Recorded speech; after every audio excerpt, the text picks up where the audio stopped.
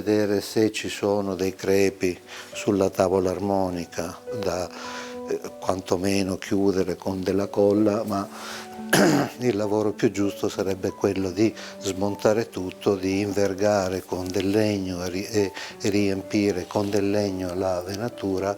e fare un lavoro a modo, ma siccome lo strumento ancora tiene bene l'accordatura, io valuto che vale la pena lasciarlo là con un po' di colla che non faccia rumore, suona bene lo stesso. E poi viene smontata la tastiera in alto e viene messa da parte, poi sarà sostituita la copertura dei tasti che è rovinata, e quello di sotto invece questo è il telaio, ma la tastiera del pianoforte ce ne sono molti che sono rotti, molti che sono sbeccati, allora bisogna sostituire tutta la parte di sopra. Questo qua era un materiale che si usava a quell'epoca, è la magalite ed è una specie di plastica fatta con delle bucce di uova e colla di pesce e incollata poi con della colla, sempre colla animale. Questa è una colla animale sbiancata, che è quella colla là, che è la colla caravella o colla forte o colla che si usa in questo mestiere, che sono praticamente parte di tendini di animali, che è una colla che tiene fino a 100 kg a centimetro quadro se si riesce ad adoperare bene, ed è una colla che va bene per il legno, va bene per il panno, per il cuoio, va bene per ogni genere anche per la stoffa, insomma. Quella è la colla che si è usata penso da sempre, fino all'avvento della Vinavil, che ha rovinato anche gli strumenti musicali, inserendo dentro agli strumenti anche parti di plastica che non permettono anche di riflettere la vibrazione in modo molto più nitida che con questa colla. Questa colla qua è una colla che originariamente si faceva questo modo qua. Questa ad esempio è una colla Leon, che questa qua è del 48, io ne ho un po' di riserva di questa colla qua, perché è una colla che non è plastica, questa è colla che suona, e quindi i legni diventano molto più duri, molto più un corpo, e quindi questa era la colla originaria, ma bisogna saperla adoperare, perché vedi che è lucida come se fosse vetro. E questa è la colla con cui si incollava, ne si è sempre incollato violini, violoncelli, contrabbassi, che ancora sono incollati dopo centinaia di anni. E quindi queste sono cose che bisogna adoperare per mantenere il suono anche di questi strumenti. Quindi quella è la colla che sarà inserita dentro a questa fessura, che è la colla che si comporta nel modo più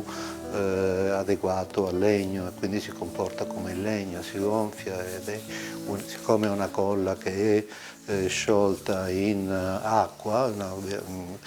è una colla che si aderisce nella flessibilità del legno stesso. E quindi sono delle colle che per oggi non sono più usate, perché bisogna usarle, che tutta la meccanica è incollata con quella colla là, e va incollata usando strumentini per mettere insieme di tutti i pezzi, e oltre a incollare, stuccare, chiudere buchi, crepi, rimesso, staccato e altre cose, c'è da valutare trattata male, fino a rovinare completamente la martigliera, no. La cosa che bisogna valutare è quanto sono consumate queste pelli qua, vedere i perni della meccanica se sono dentro o fuori, guardare quei paramartelli se ce ne sono di consumati che bisogna sostituire. Sono stati battuti sulla sulle corde fino a far diventare piatto il martello, al punto che c'è poco materiale adesso sul martello, sarebbe un suono molto chiaro. Bisogna che questi martelli siano di nuovo come erano prima, quindi che o mandarli in Germania, dove sostituiscono solo la parte di panno, oppure staccare la testa, questa parte, la prima parte che è la testa del martello, da questo, di qua,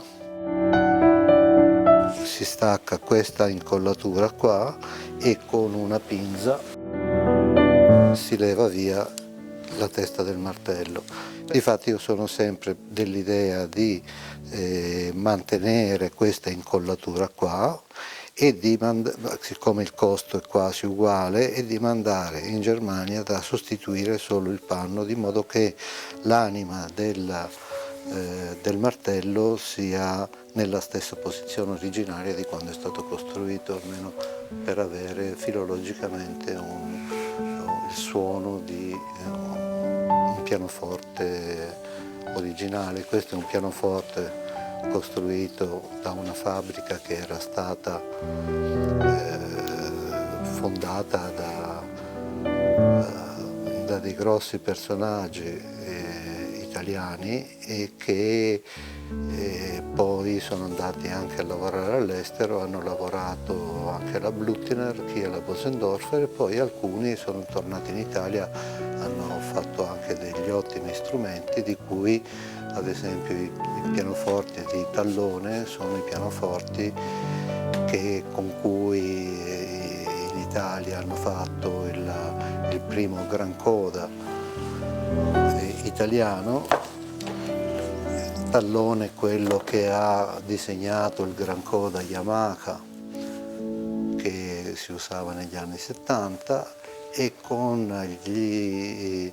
operai e l'attrezzatura che ha lasciato Tallone è stata aperta la Fazioli, che è una delle fabbriche più rinomate, insomma, attualmente sul mercato. Questa è la meccanica che 100 anni fa facevano in Italia.